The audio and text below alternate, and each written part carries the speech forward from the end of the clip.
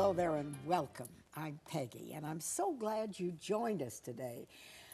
Take a big breath, because you and I have a chance to learn something. And when you talk about money, and you talk about saving, and you talk about taxes, it affects everybody. It doesn't matter how much money you have. So we have some experts here, and I'm just delighted to have all of you here, and I thank you for coming. And Pastor Maria Davis is here, and we sort of know each other, and I'm glad to see you again.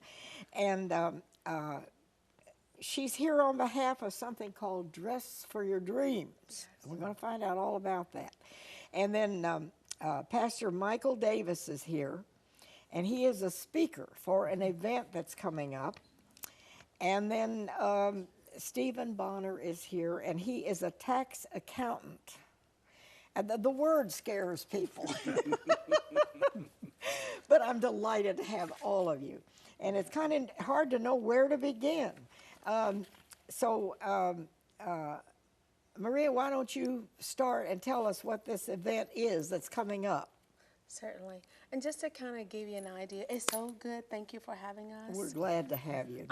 So Dress for Your Dreams is a nonprofit, and we've been in the making now for 4 years, and we've been doing different things in the community to help empower mainly women. So Dress for Your Dreams helps with job retention, dress, attire, and supportive services for women. The event that we have coming up on the 19th of March is for the family. And the name of it is Why My Money Funny. And I had to have a catchphrase because I had to have something that would draw people. Why My Money is Funny. It's going to be an event that we will talk to you from the practical standpoint of how to get out of debt, how from a spiritual standpoint and a natural standpoint, that they both go hand in hand, where they said we're going to give you some tools to empower you to live a better quality of life. Okay, for you and your family. For you and your family, and your generation, not just for this family, not for this generation, but for generations to come, because it's going to be knowledge that if you apply it and the applications to your life, that will change probably things that have been happening in your life generationally. Mm-hmm. And many times, you know, it's so tempting if you have some money and you're tempted to buy something. Sure.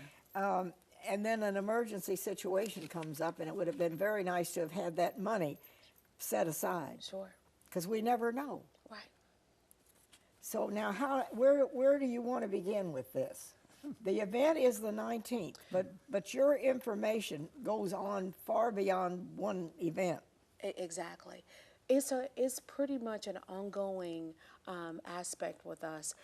From an empowerment standpoint, the empowerment also doesn't just begin with money. It also begins with your employment, your housing, your health. And that all stems back to your money, back to your life, your quality of life as a whole. So even though the event is on the 19th, we'll continue to have resources and information available to give people, and also where to go to begin to get involved with different workshops, even what Stephen has available. Even Greenville County and different agencies have a lot of different aspects of financial teaching available to help you come out of debt, to help you maybe be a homeowner for the first time, to help you clean your credit up, to help you budget. A lot of women are living below poverty with 2 and 3 kids. Yeah. They're running out of food before the middle of the month, and that is because they don't know how, Peggy, to budget their money, or basically meal preparations. Why? Because we haven't been taught. Mm-hmm. A lot of them haven't been taught how you can take $20 and make a meal for 2 days, or how you can take $20 a month just to save it, and over a duration of years have that money saved. Yeah. There used to be such a thing as a coffee can. It did, and my grandmother used to have a coffee can, and she'd always put a little money in that coffee can and not touch it. Exactly. But then if an emergency came, that money was there. It was there. And I think we kind of forget. We're tempted, to spend money Sure. that maybe we don't need to spend, right? Exactly. That's right. Correct. That's right. So you tell me about this event that's coming up, and then you have ongoing things all the time We to do. help people. All the time. All the time. Yes. So, Pastor, you are a tax accountant? You Steve, are. I'm the tax accountant. All right, okay. So you help people prepare taxes and learn legally how to save. Yes. Well, I prepare their taxes for them, and I try to teach them how to not, if they're getting a larger refund back, how to not spend all of that money and get in the habit of saving. Because, one of the things that keeps us down is being in debt and not being able to pay your bills. So when we don't learn to put money back, like you mentioned about emergency, that tin can. Well, I've got it's not a tin can, but I've got a old coffee jar that I take my change.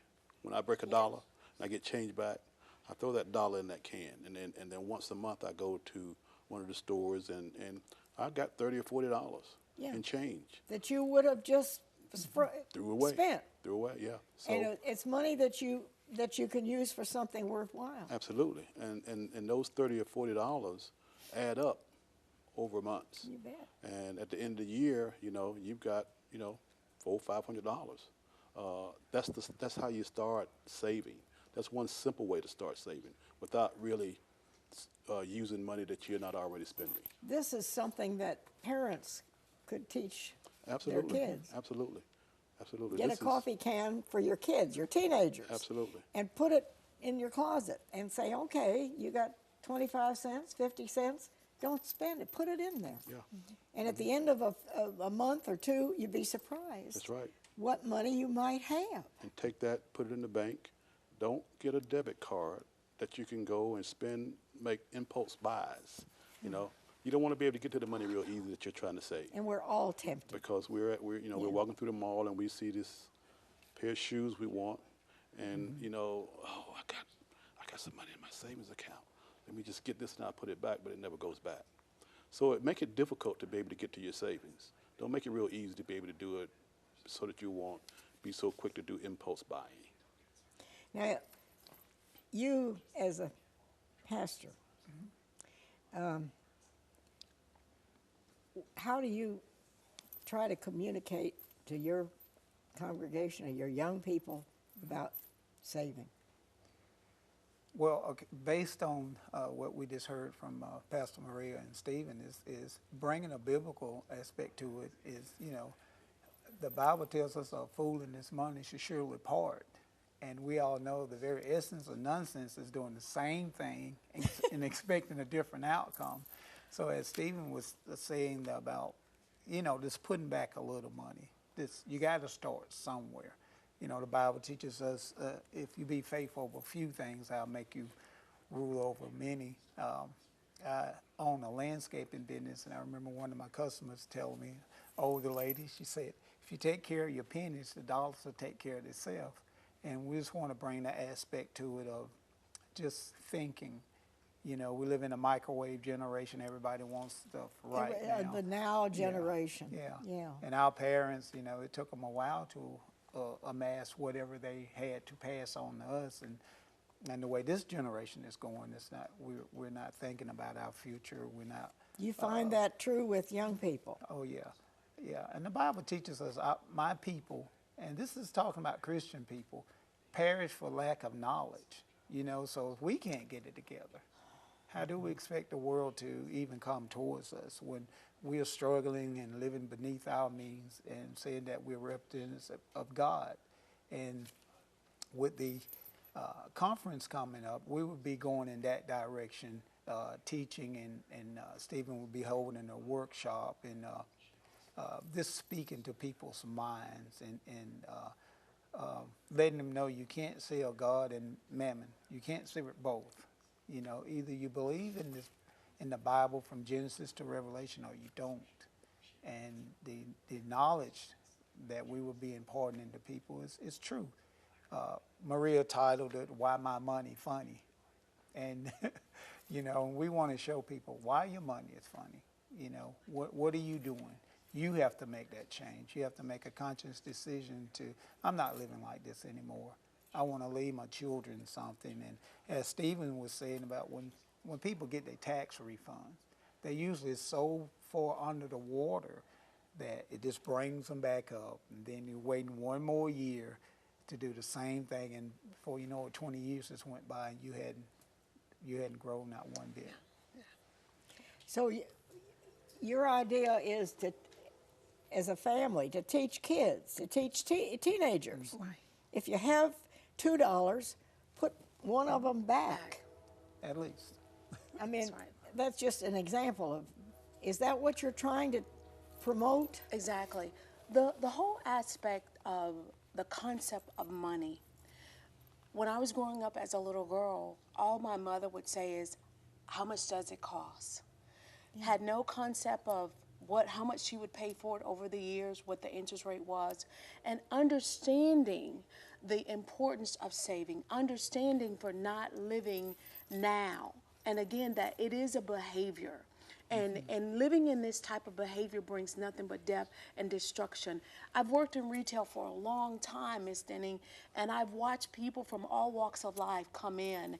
And you got to understand something, that from the standpoint of clothes, your designers, they specialize in being appealing and enticing. Oh, yeah. And so you can spend your money, but it's a superficial sense of success. When you wear a Michael Kors, and I love Michael Kors, when you wear Michael Kors watch, handbags, shoes, and you've paid top dollar for that, and they're about $300 and $400, some more than that, and you have no money in the bank, that is a false sense of I am successful. So saving your money, and as you were saying, the event is one thing, but we want people to understand, men and women, is that you're not affirmed through the material things of this world. And a lot of times what we are appealing to is our ego. Our ego says I have to drive a very expensive car. My ego says I have to wear Michael Kors because I want you to know that I'm doing extremely well when I'm living in impoverished. It's a mindset. When I've never been outside of Greenville, I've never traveled outside of Greenville, when I've never eaten at a restaurant or tried something different in life. Why? Because my mindset is an impoverished mindset. I want you to know that if I buy my Michael Jordan, and hats off to all of that, but if I buy my Michael Jordan $300 pairs of shoes and I have no money in the bank, as a matter of fact, we can't even pay the rent. You know, so we want to come up against this, not just in the workshop, but as a lifestyle as a whole for people. And this is so important. It is. To families, to It is. kids as they're coming up, teenagers, It is. to teach them, It is. to put a little back. Gotta put it back. And little by little, it adds up. Completely. Yeah. Yeah. We're going to go to a quick break, and we'll be right back, so stay with us.